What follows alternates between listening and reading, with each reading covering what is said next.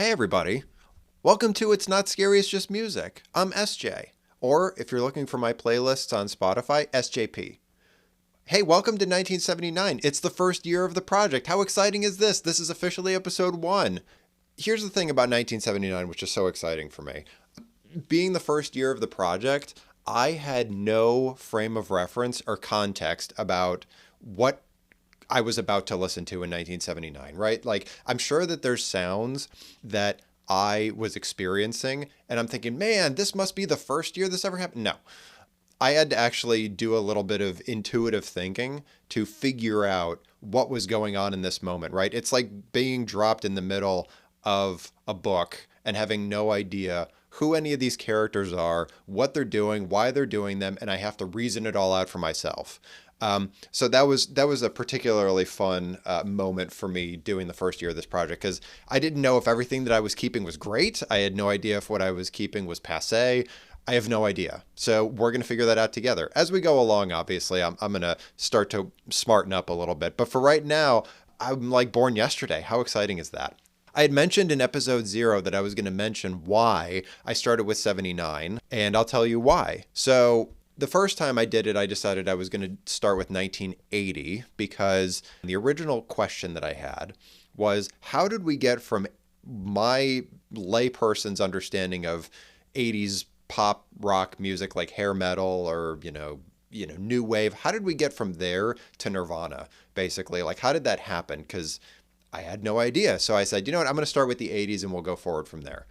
But what I found doing the first iteration of the project is that I was missing a lot of first albums or highly impactful albums in 79. And so I made the agreement with myself that when I started over again, I would start with 79 first. So that's why. So we're going to start by talking about music trends of the moment. And for 79, this is almost a shot in the dark for me. Again, I had to intuit a lot of this stuff based upon what I was listening to. So it might be off, it might not be. I'm not sure yet. We haven't found out yet. We're going to go on the journey together. But in those music trends, I'm going to talk about my interpretation of what's moving in to trend, what's on trend right now, and what's moving out of trend. Additionally, we're going to talk about my essential albums for this year and why. We're going to talk about some conspicuous absences from my essential list and why. They may very well be on my bigger list for that year, but maybe they didn't make the cut for my essentials. And then finally, we're just going to wrap up and talk about what to look forward to next. So let's talk about music trends for a minute. So what's moving in my interpretation to 1979 as far as trends are concerned? There was a couple markers for me that gave me indicators of what was potentially moving in. And they were essentially that there were artists who were, I would say, experimenting a lot with a lot of different ideas. And the artists that were more experimental and perhaps not delivering consistently with the album. Like some of this stuff is highly experimental, but it's not hitting. Some of this stuff is really experimental and it is hitting. But the album itself is so varied that it's clear that whatever that idea or that movement is hasn't coalesced into something stable yet. Because usually when it's more stable, that's when it's more on trend because there's been more incubation, there's been more testing, there's more, how do we take all these disparate ideas and put it into one pleasing package? So usually when you're hearing things that are moving in, you'll have potentially a wide variety of artists that are trying to follow that emerging trend by playing with a lot of different ideas. And like I said, some of them are hitting, some that aren't. And you start to also identify particular artists that are hitting it better than others. So there's a higher degree of variance. But the thing that you'll also find for things that are moving in versus, let's say, still in the underground is the confidence with which some of these artists are delivering on their albums or delivering on their technique is higher. There is confidence, there is competence, there is a certain degree of self-assurance that they know what they're doing. And so that's more moving in. What's hot right now, it's pretty much like we've hit some kind of peak and all the music in that particular album will sound approximately the same. There might be a little bit of experimentation, like a tiny bit, like 5% experimentation, but for the most part, we're just hitting that concept and that idea hard. There's a lot of confidence behind it, and It's also possible that some of this stuff that you're hearing in what's right now, some of these albums, you would have heard on the radio. It's familiar to you. It makes sense to you. It's also very consumable. And then finally, what's moving out? There's going to be a lot less of this. There might be one or two artists that are doing that thing in this moment. There's a strong degree of confidence around it, but there's almost no experimentation whatsoever. As far as new stuff, the interesting thing about when something is moving out is you can tell that some of the big artists of that movement originally are playing with new ideas, not because they're trying to be more vulnerable, it's because they're trying to catch up to whatever's out in front of them. And you'll find that too. There will be two components to it. One is the highly consistent but rare quality album of that movement that's moving out. Low experimentation, but more in service of catching up. Or in some instances, they're just putting out the best version of that idea that you're probably going to hear, as a sort of send off to that movement. So we'll talk about all that in greater detail when we talk about some of these albums. But usually when we're talking about what's moving in, what's on right now, and what's moving out, those are sort of the markers that I look for when I'm deciding where a trend is going. So what's moving in? New wave pop, new wave heavy metal, post-punk, and ska as a revival are all moving in. So ska in this case is the one retro movement that is moving in, whereas post-punk, new wave heavy metal, and new wave pop are all new.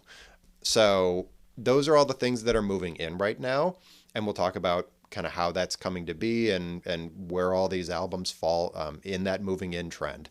What's hot right now is power pop, clearly, and traditional heavy metal. So there is a very distinctive difference between new wave heavy metal and traditional heavy metal, and we'll talk about that in greater detail once we get into these albums. And then what's moving out? It's 1979. Unfortunately, disco's on the way out, right? That's not to say that it didn't have its high mark moments, but it's clear in some of these albums that it's just the sort of like last desperate gasp of quality before it just evaporates or completely gets overtaken by what's to come. Which is clearly just sort of a new R&B sound that's going to replace it. And also the traditional idea of punk on the way out. Post-punk, new wave are completely overtaking it. It's on the way out. Any albums that you're listening to or that I put on my list that are traditional punk, you'll hear it and then compare it up against, what's happening in post-punk and go, oh yeah, that's a much older idea that's getting supplanted by this much newer idea.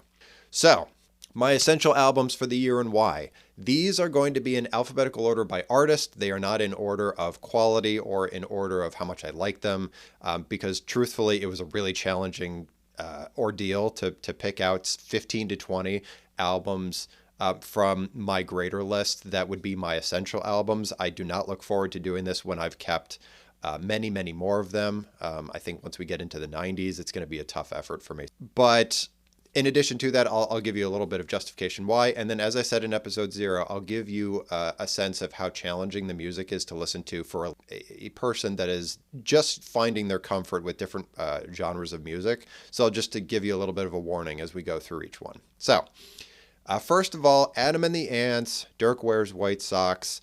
It's a tremendous album. This is example of what new wave was doing in the UK at the time. There's a high degree of variety. There's a high degree of experimentation, but it's all being done with confidence. I really like this album. I like all the albums on here, but I really liked this album in particular just because of how ambitious it was in tackling the sort of post-punk new wave moment that is clearly emerging as of 1979. And Adam, in this case, does such a great job of executing these experimental ideas with such confidence and with such vulnerability. It's just really great to listen to. I gave it a 3. It's not the easiest album to listen to, but a 3 out of 10 is still extremely consumable, so don't be scared by it. It's just music. Next, Joe Jackson, Look Sharp. It was his debut album.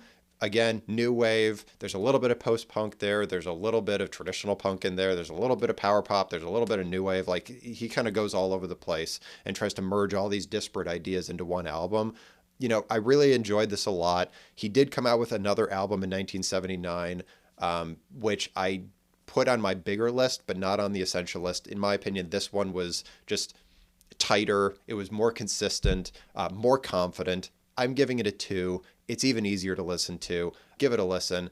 It's, this to me is some of the stuff that you would hear on the radio in 1979. If you were able to find the good DJs, willing to put something other than, I guess, what was moving out of trend at the time, or even power pop. So, check this one out. It's just a good representation of the moment. Next, Journey, Evolution. It, in my opinion, is one of the 2 excellent albums that Journey put out. Obviously, there's some highs and lows when it came to Journey, but to me, this album in '79 was the precursor before they really, really, really hit with most of their great hits, which came in a successive album. But this one, they really have found their sound. They've really figured out what they're trying to do and what they want to do. Honestly, it's Journey. Almost nobody does it like Journey. It's their own sound. Yes, arena rock is, as a subgenre, very wide, very deep. There were a lot of bands that came before them that were doing this sound that, Journey, I wouldn't even say evolved on. Their core is really just their own thing, and it's really kind of hard to copy them because it really, really sounds like a copy of Journey. And there's plenty of examples of bands and albums that I left by the wayside as we go on here that really tried to sound like Journey, and they just couldn't do it. So this is just them to a T. A great rock album, highly listenable. Again, I gave it a 2. Super easy. Next, not a particularly simple album, but I'm sure most music enthusiasts would have been frustrated if I didn't put it on there, which would be Joy Division, Unknown Pleasures. It was their first album. It was totally groundbreaking. It's post-punk to the maximum. And this is to even say that even though post-punk has not leveled off into being on trend, I think, in my opinion, as of 1979, this album goes so confidently into very particular experimental directions that it's hard to deny that post-punk is almost on trend, just because this one album was so focused and so consistent, and it had such a specific perspective that it's hard to deny that post-punk is not only almost on trend, but that regular traditional punk is basically on the way out. It's almost passé because of albums like this. It's a challenging album to listen to, though. It's highly introspective. It's dark. It's thick, but so I gave it a 6, but highly listenable, at least to me. I think it's important to at least give the first track a listen, see if you like it, maybe give the second track a listen. It really puts you in a very specific mood and a specific mindset. And at the end of the day, to me, music is about connection and eliciting emotions. And this one really, really does. You know exactly what the headspace of the artists was and where they were going, and so you can go on the journey with them. It's great. Next, Madness, One Step Beyond, ... Then it doesn't actually say ... But this is ska revival. It's an excellent example of how this ska revival is beginning. It's the ska revival is still in its infancy, right? I mean, because for anybody that was paying attention in the early mid 90s, ska was much more on trend. Or the ska revival was much more on trend than it was in 1979, because in 79, we're only, to my understanding, 15, 20 maybe years into ska from its origination. So much like I talked about in episode 0 about that 20 to 25 year trend line between original on trend and it coming back and being on trend, this is, probably only 15, 16, 17 years from when it was originally on trend. So because of that, this is really early in the ska revival movement, but it's a tremendous example that's executed with tremendous confidence. It's a 2. It's like a warm hug. If you really want to get into, no nonsense ska music at the time that eventually will be built up into this far different apparatus by the early mid 90s, great example. Love this one. Another one that I think a lot of people would be upset if I didn't include on this essentials list, Michael Jackson, Off the Wall.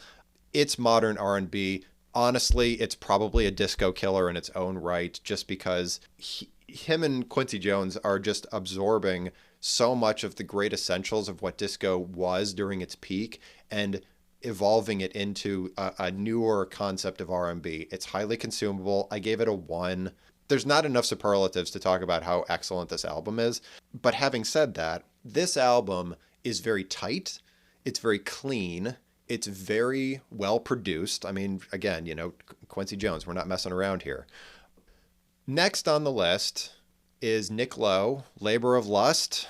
To me, this is 70s rock, period. It's the best example of this era's, I would say, conclusion, where we're starting to evolve into new wave. Nick plays a little bit with new wave ideas, but for the most part, he's firmly planting himself in the rock sound of, the early, mid 70s. My interpretation, right? Because I think I know a teeny tiny little bit about what was popular in the 70s rock-wise, and this just fits right in the pocket.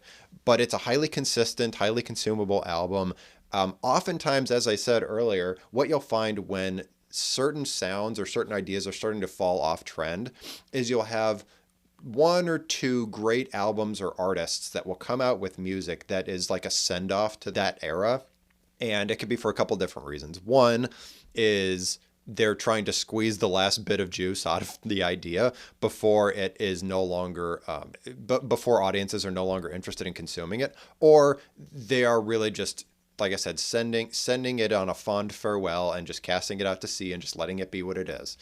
In either case, this is an excellent album. I gave it a 2. It's very easy to listen to. It's fun from beginning to end. And Nick clearly knows what he's doing. The confidence is undeniable here. Next, Pat Benatar, In the Heat of the Night. I gave it a 1. It's about as easy to listen to as you could possibly imagine. It's power pop. It's right in the zeitgeist of 1979, which is interesting because originally I interpreted that the peak of power pop was, I don't know, 1986, right? Or something like that. But I'm dead wrong, right? As I listen to this album, it's clear that this was already peaking. It's so confident. It's so consistent. There's, again, not a lot of fluctuations in the sound. So it's not a lot of experimentation going on. I would say there's like 1 or 2% new wave, 1 or 2%, post-punk. Like, it's just teeny tiny little tiny bits. For the most part, there's a lot of Fleetwood Mac influence in this. So clearly Fleetwood Mac being, I presume, highly popular as a power pop sound that, that they evolved into, much like Jefferson Airplane turned into Jefferson Starship, right? And power pop became the thing that they followed. Pat Benatar is just kind of picking that baton up and running with it. And this album and this sound, it continued to influence at least another decade of music. So it's a highly influential pop album and is a really great representation of, power pop.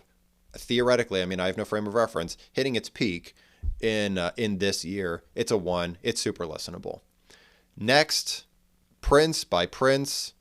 Goodness, there's too many things to say about this. Obviously, Prince is an icon. We all know he's an icon. He was an icon before he made this album when he was writing songs for other people. He was an icon after he made this album and made his successive 50 albums that were all great, and he was writing music for everybody else. Like, he's a genius, right? There's nothing more that one could possibly say other than he's a genius. Between this album and the Michael Jackson album, both of which were modern R&B, both of which, in my opinion, were disco killers. Not to say that we have to always pick and choose our favorite one over the other, but in my opinion, I found that the Prince album was just a little bit above Off the Wall in this case. And I'll tell you why. Because in Off the Wall, it was very well produced. It was very strategic.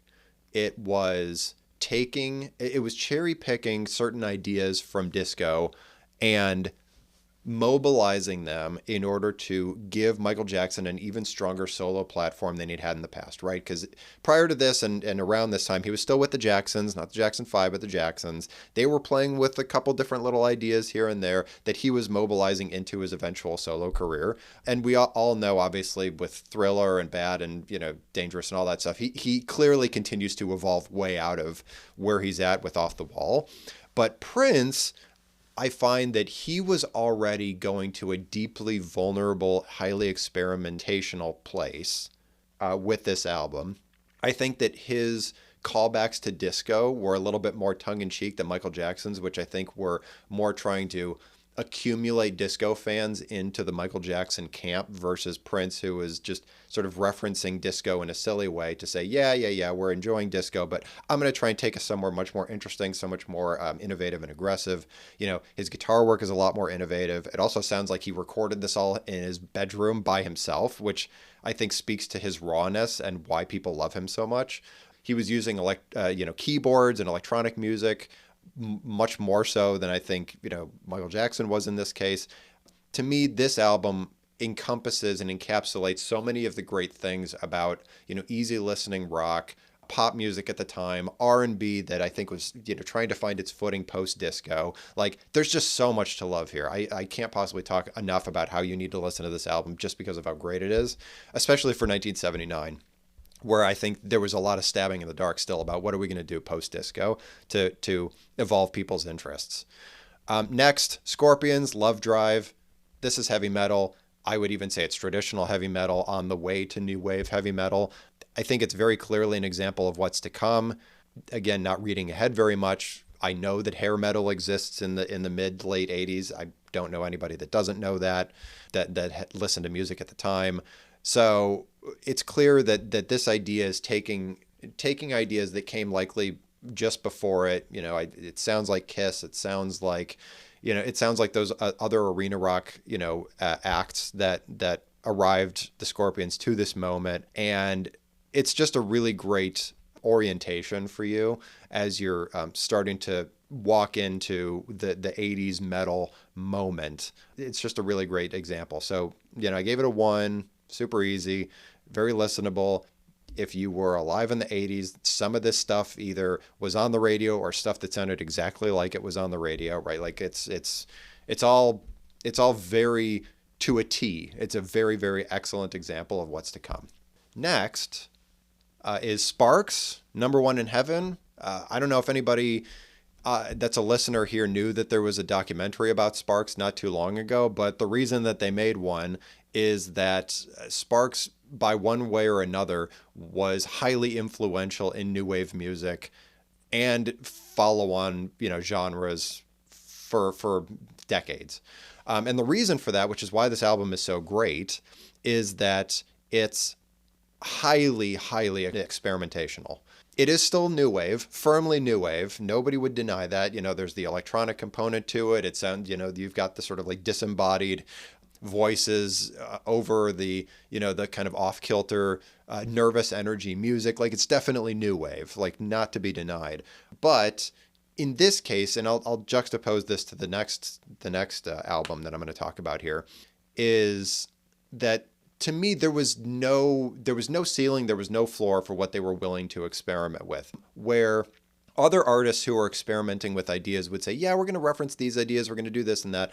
Sparks really just said, let's just try anything. Let's try everything. Let's throw all of these really interesting ideas out there and see if we can put them together into something that's listenable, something consumable. And they did. They did an excellent job. I give this a 3 in terms of complexity. It's not the easiest to listen to, but is it highly entertaining? Yeah. And let's be honest, it's 6 songs.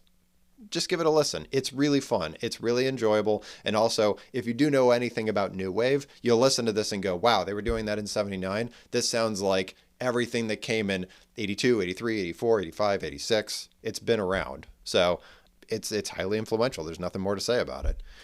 Next, Talking Heads, Fear of Music, also new wave, also deeply influential. It's a lot more thought-provoking, I think, than Number One in Heaven was. But I also think that where Talking Heads, Fear of Music, there were some boundaries that were put around what they were interested in pursuing as far as experimentation is concerned, because I think they had a particular vision that they were looking to hit and achieve with Fear of Music. I think Sparks was really just kind of free and open. They said, you know what, we've got these synths, we've got these guitars, we've got these, these lyrics. Let's just mash them together and do the craziest things we can think of and see what sticks. It was far more ambitious, experimentally, as opposed to Talking Heads' Fear of Music, which is also a tremendous album. Not to be denied, it's not a tremendous album. Though, I think that Talking Heads' Fear of Music had more of a plan, and they just did an excellent job executing the plan. It's still very experimentational, but I think the experimentation was more thoughtful. The vulnerability was more calculated. I think Sparks was really just, let's be totally free and open and out there and see what sticks. But both albums are excellent. Next, the B-52s by the B-52s. This is new wave. It's its own kind of new wave, right? It's again, it's still got that like that anxious energy, and it's still highly irreverent. I mean, I don't, the levels and depth with which the B-52s are irreverent is just, it's comical, and it's a joy to listen to. Because every time I listen to the B-52s, I always think about like a cheesy 60s surfer teenage movie, and the B-52s are just like playing in the background and nobody's really paying attention to what they're playing. But every once in a while you catch this odd note or this strange lyric and you're like, what are they talking about? Why are they doing this? And it's just so entertaining. They clearly have such a put together, totally realized vision on what they were looking to achieve in this album, and then as we know through successive albums, right? They always had a plan. They always knew what they wanted to do, and then they do it. They crush it. And one of the main reasons I think that this is, and this is just, again, one guy's opinion, they didn't pay me to say this, but their vocals, their vocalists, all of them are so good. They're so great. They're such tremendous vocalists that, you know, they say, oh yeah, this person could like sing me the phone book, and I'd listen to them. That's them. Like their harmonies are excellent. How they use their voices is excellent. It's just tremendous. And because of that, I perceive that they were so good at singing and harmonizing that they thought, you know what? Let's not do boring stuff. Let's do crazy off the wall stuff because we know we can do it because we're that good. I don't know if they ever thought that they were like that they were so arrogant as to believe that in themselves, but I believe in them and have always believed in them. And so that's my story, is that they were always so excellent that they could just do whatever they wanted, and this is what they decided to do. I gave this a 2 in complexity. It's very easy to listen to. It's very entertaining. It's very fun. It's not a 1, you know, like you have to pay attention a little bit. And it's a little off kilter, but for the most part, there's no challenge here, almost hardly at all. And the last thing I'll say about this album is that it continues to establish that there's something going on in Atlanta. I don't know what's going on, what's in the water. I have no idea, but you know, successively over time, without again reading ahead too much, there's always something interesting or groundbreaking or impactful or influential that is popping up in Atlanta for whatever reason. So I could probably do an entire series that just talks about the evolution of the experimentation in Atlanta musically, and I'm sure it'd be highly entertaining. Maybe we will do that in the future. But either way, it's a shout out to Atlanta, you know, for doing the craziest oddball things, and it works and it influences for years to come. So kudos to them. Next, the Cars, Candy O. Cars is a new wave icon. For those that didn't know, you'll listen to this album and you'll realize how in the zeitgeist when new wave eventually hits, this album was. The thing is, it's got a lot of variety though. There's a lot of post-punk in there. There's power pop in there. They do hit all the kind of varieties of new wave. You know, they play with ska a teeny tiny little bit. So clearly, like, the Cars were interested in taking the entire early and current movements and mashing it all together and figuring out what we can do with it in a very confident, coherent, consistent manner. It's a very tight album. I gave it a 1 in terms of listenability. It's very easy to listen to. Go ahead and check it out. I would even just listen to the first track, see if you like it, and keep going, because it's super fun and there is some variety there. So don't think that it's going to be the same kind of sound every single time, which I think is what makes it great. Next, The Knack, Get the Knack, power pop, new wave, post-punk. There's a lot to love here. I do acknowledge that My Sharona, which is on this album, was considered to be a one-hit wonder circumstance, which is interesting too, because I think that the Knack comes across with such confidence in this album that you would think that they have a lot of really great ideas and a lot of interesting ways to put all these different ideas and sounds together into a very consumable package that could be on trend for a long time. But they weren't, right? For, I think, reasons that are outside the greatness of this album specifically. So if you really just want to appreciate a great band that had a lot of good ideas and putting them all together into fun, entertaining ways, this is the one. It's, you know, there's no question about it. Though moving totally away from highly, highly listenable, things you'd hear on the radio, The Raincoats by The Raincoats. It's post-punk. I don't even know if anything is more post-punk than this, especially because it's entering into that new realm of like being a Riot Girl, precursor. It's taking this idea of highly experimentational, music playing and just turning it on its head. I gave this a 7, by the way, in terms of complexity, just because, look, there's a lot of highly listenable albums that you'll see on this list that you could turn on the radio. Nobody's going to question playing this music. Some of these tracks on the Raincoats, you'll sit there and go, wow, I really have to pay attention to what's going on here. Or was that even an instrument? And the answer is always yes. Everything is an instrument. It's like saying a word's made up. Every word is made up, right? Like, let's not nitpick here. But the thing about the Raincoats versus, let's say, Sparks is that Sparks was really free and open to every idea that they could come up with. I think the Raincoats, specifically in this kind of post-punk mindset, was we're just going to throw everything out and start all over again. Like, do we have guitars? Yeah, sure, maybe.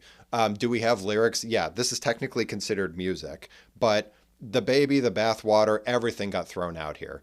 And they're just starting from nothing. Like, can we take a pot with a wooden spoon and use that as a drum instead? Like, they're just totally off the wall here. So I love this album just because it's challenging to listen to, especially at first blush. Like, if you kind of get into it and become friends with this album, if that's even possible, you start to realize how ambitious and vulnerable the band is in just showing you a totally different way to think about music that in a lot of respects follows trend lines from before the 70s, to my understanding, right, where we're just talking about music that you wouldn't even characterize as music, or those eras of we're really going to push the boundaries of how we define music and everything. Like, this is still listenable, right? It's not me throwing walnut shells on the strings of a piano and hoping that it turns into something coherent. Like, that's not what this is. It is actually a great post-punk album. It's just highly experimentational, and not in the same way that Joy Division was, Unknown Pleasures, because that's got a very particular vision that they're trying to hit, and they do it. This is just, we're going to do whatever, and a lot of it sounds great, but a lot of it, in many ways was a harbinger to what came next with the post-punk movement, the eventual follow-on punk revival movements of the 90s, etc. So it's just very influential. Finally, Yellow Magic Orchestra, Solid State Survivor. It's proto-electronica. I mean, besides Kraftwerk, they're like it, as far as being at the pinnacle of this kind of sound. Also, this is a Japanese band, right? So one thing I want to challenge you to think about is how this album or this music influenced video game music only a few years in the future, right? Because, the Mario Brothers theme, Sonic the Hedgehog, all that stuff that was coming out in the, late 80s, mid-late 80s, early 90s, like, there was an origination point to them. Even stuff like video game music, there was origination points. And you get to listen to an album like Solid State Survivor, and you realize that all of this stuff had precursors. There were influences even with this kind of music. And it's really great, by the way. I mean, I love this album. It's one of my go-to albums that I listen to from my 79 playlist, just because of how entertaining it is and how melodic and just fun it is, even though it's really kind of out there. There's like laser beams and stuff. And I mean, it's such a precursor to the eventual retro movement of vaporwave. Like, it's just really entertaining, especially if you were a big fan of the 80s retro movement in the like late 2000s, early 2010s. Like, this is an album for you in case you haven't heard it before. Okay, those are my essential albums. One thing I'm going to talk about before we go here is I want to just check in with J-pop and K-pop for a second, because I didn't keep anything that was Japanese popular music, even though I'm sure Yellow Magic Orchestra was popular in its own right in Japan at the time, and K-pop, or Korean popular music. So first of all, there isn't really any Korean popular music at the time. I checked, there's really not anything that's noteworthy. And with Japanese popular music, so the subgenre of city pop was coming on, it was emerging at the time. So based upon my interpretation of some of the music I didn't keep, there was an investment in like the sort of Buffalo Springfield idea of being a songstress from the 70s. There was a little bit of that disco influence. There's a lot of disco tracks and everything. That was clearly where producers of J-pop at this point in time were at. So I only kept, or I'm only recommending one album in order to just kind of ground yourself in where we're at right now in this moment in time in J-pop, so that as we continue to move along further, I'll keep dropping these like breadcrumbs along the way so you can follow until we eventually get to a point when I'm putting them on my essential list, because it will happen eventually. It's just not in this moment. But Henri, Feelin', great album. It's like I said, it's got that disco vibe to it. It's got a little bit of that songstress from the 70s, singer-songwriter vibe.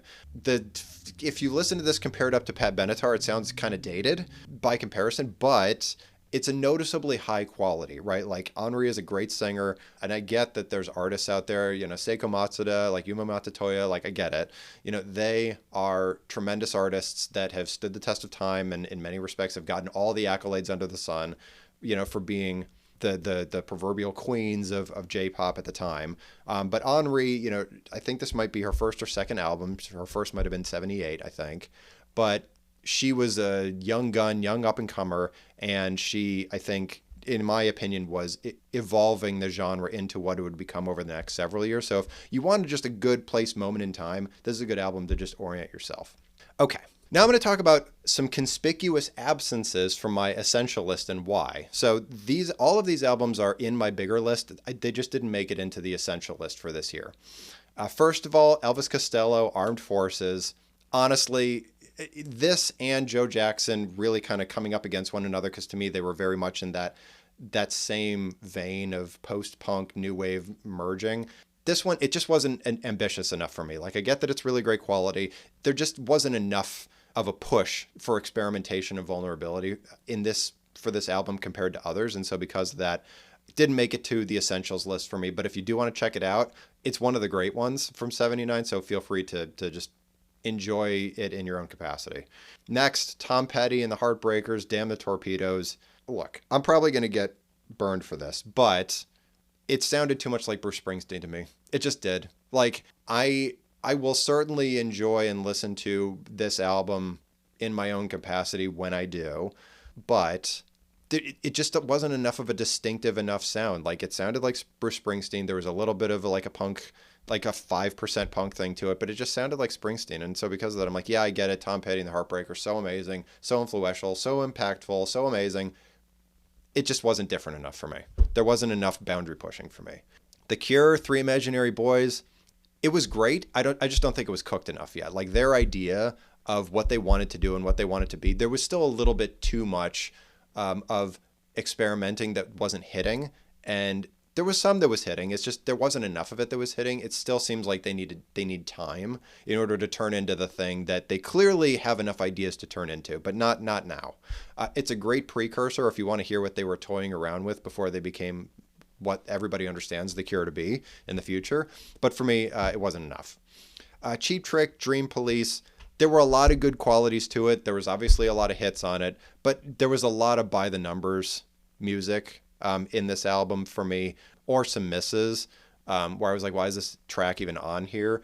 Also, I mean, Cheap Trick at this point, they had seen it and done it a little bit already. So this to me came across as they were trying to lean into a new way of doing things outside their existing comfort zone that brought them to the dance to begin with.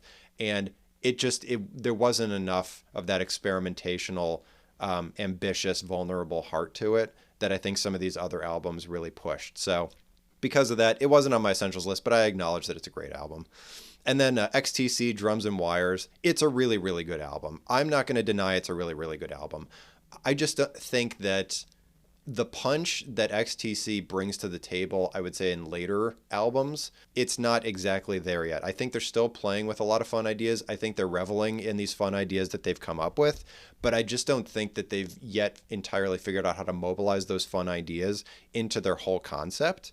It's a little bit like The Cure, but I think XTC, Drums and Wires is a little bit more put together, but I think that they're reveling in their uniqueness a little more than they need to, and not focusing as much on let's just make this the best thing it possibly could be and then go with it. So those are my 5 conspicuous absences from my essentials list, but all of them are on my bigger 1979 list, so feel free to give them a listen. So, as we're closing out here, I just want to remind that all of this is just my opinion. You could be angry about it, you could be happy about it, you can be exactly whelmed about it.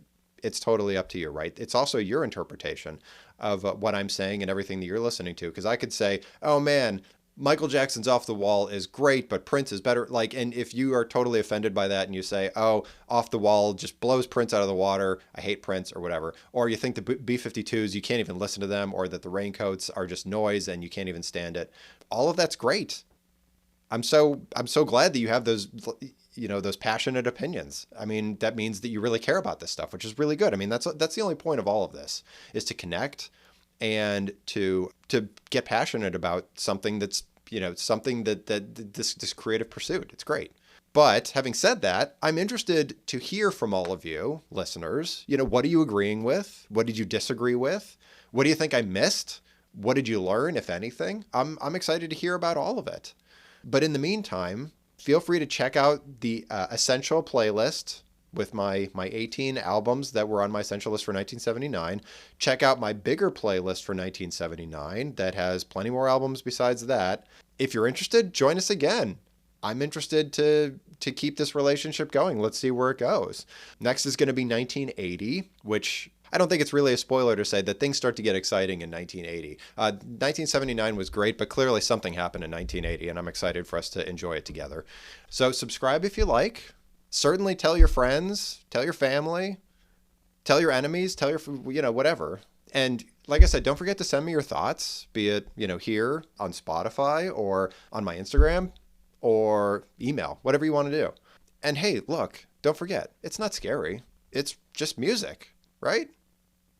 Thanks, everybody.